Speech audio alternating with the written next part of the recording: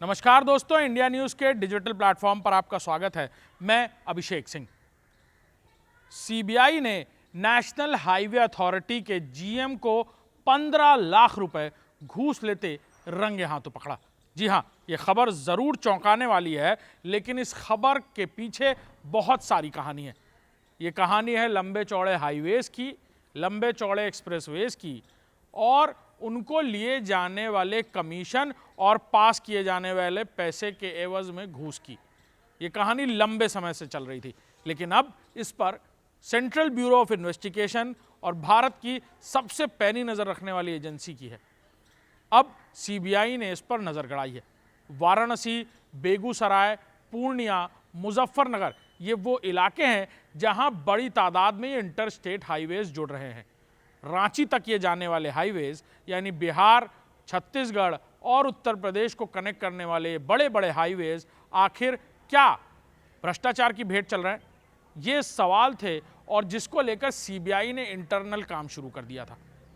CBI ने trap बिछाया और सीबीआई को पता चला कि कई एनएचएआई के national highway authority of India के कुछ ऐसे अधिकारी हैं जो मोटा काम यानी बड़े बड़े काम देने के चलते लोगों से यानी ठेकेदारों से कमीशन लेते हैं।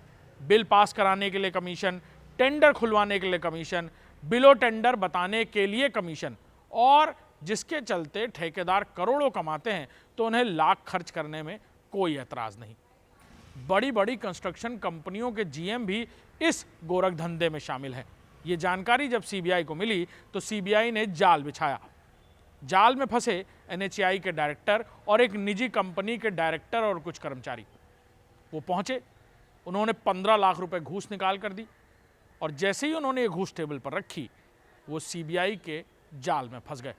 ये कहानी वही है जो हम आपको बता रहे हैं। सीबीआई ने बीते कई दिनों में कई सारे एविडेंसेस कलेक्ट करना शुरू किया था और उन्हें पता चला कि एनएचएआई के जीएम घूस लेने के लिए कुछ निजी कंपनियों को लोगों को बुलाते हैं। उस वक्त सीबीआई ऑफिसर्स को यह समझ में आया कि इन्हें रंगे हाथों पकड़ना ही ठीक रहेगा, लिहाजा इस पूरे जाल को बिछाया गया और इन्हें रंगे हाथों पकड़ा गया।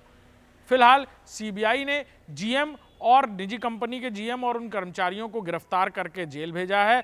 कई लोगों से पूछताछ चल रही है और इस पूरे खेल में जहां 1.80 करोड़ रुपए की घूसखोरी का मामला सामने आया है, वहीं पूछताछ में कई सनसनीखेज खुलासे हुए हैं। बीते दिनों सीबीआई ने वाराणसी, बेगूसराय, पूर्णिया, मुजफ्फरपुर, रांची में छापेमारी भी की थी और इन छापेमारियों में भी कई इलेक्ट्रॉनिक डिवाइसेस, ट्रांजैक्शंस के डिटेल्स और साथ ही साथ अलग अलग बैंक खातों के डिटेल्स भी मिले थे।